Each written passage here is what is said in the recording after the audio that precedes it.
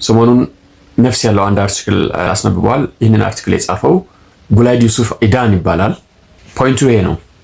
ኢንዲያ ሶማሌላንድን ሪኮግናይዝ እንድታደርግ ስትራቴጂክ ሀሳብ ነው የሚያቀርበው። ባለፈው የህንዱ ጠቅላይ ሚኒስትር ሞዲ ኢትዮጵያ መጥቶ ጎብኝቶ 3 ሜሞራንደም ኦፍ አንደርስታንዲንጎችን ፈርሞ መሄዱንና ከዛ በኋላ እስራኤል ሶማሌላንድን ሪኮግናይዝ ማድረጓን ጨምሮ አሁን የኢንዲያ ቀጣይ ስትራቴጂ ሊሆን የሚገባው ሶማሌላንድን ሪኮግናይዝ ማድረግ ነው የሚለው።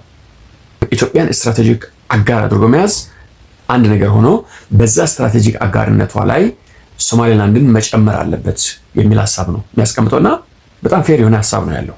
ህንድ ወደ ግሎባል ፓወርነት ያደገች ያለች ሀገር ናት። እንደምታውቀው 1.4 ቢሊዮን ህዝብ ያለበት ሀገር ነው። እኔ እንደ ሀገር የተወሰኑ ጊዜያችን ኖር ያለውና በጣም ነው የሚገርመኝ። ለምሳሌ ዩፒ የሚባለው ስቴት ወደ 290 ሚሊዮን ህዝብ አለበት። ኦልሞስት የኢትዮጵያን 3 እጥፍ ሊሆን ያለ ማለት ነው አንድ ስቴት ላይ። በዛ ላይ ኒውክሌር ታጠቃ ሀገር ነው የሚያስፈልገው። የቴክ በሉት የኤቭሪቲንግ በጣም ከፍተኛ አቅም ያለ ሀገር ነው ህንድ።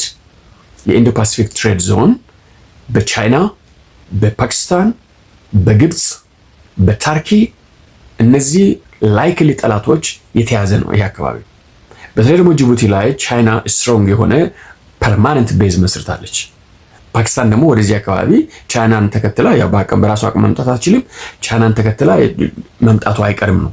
ስለዚህ ይሄ አካባቢ የሬድ ሲ ሪጅን በህንድ ጠላቶች የተያዙ ነው እና የህንድ ጠላቶች ፓርቲኩላር ደግሞ ቻይናን ካውንተር ማድረግ የሚቻለው አማራጭ በሬድ ሲ ሪጅን ላይ የሚገኝ ባህር ነው።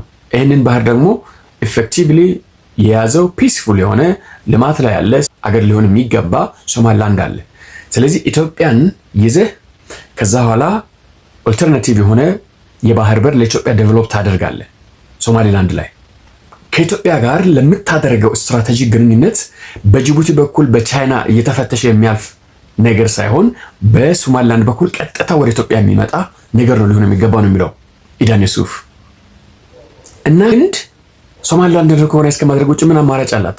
ከኢትዮጵያ ጋር ያላትን ጂኦፖለቲካል ኮሚኒኬሽን ነፃ ሆና ራን ማድረግ የምትችለው ሶማሊላንድን ሪኮግናይዝ አድርጋ የሶማሊላንድን ፖርት አጎልብታ ኢትዮጵያ በጅቡቲ ላይ ያላትን ጥገኝነት መቀነስ ነው። አለበለዚያ ኢትዮጵያና በህንድ መካከል ያለው ግንኙነት በቻይና እየተፈተሸ የሚገባ ይሆናል። ኢትዮጵያኖች ከቻይናም ጋር ወዳጅ ናት፣ ምንም ችግር የለውም። ለህንድ ግን የበርበራን ፖርት ከማልማት ውጪ አማራጭ የላትም። ኢትዮጵያ ጋር እስራኤል ጋር ህንድ አሜሪካ ምናምን ሆነ ኢፌክቲቭሊ ጂኦፖለቲክሱን መምራት ከፈለጉ ግዴታ በርበራ ፖርት መልማት አለበት ነው እያለ ያለው የሰውዬ። and it's fair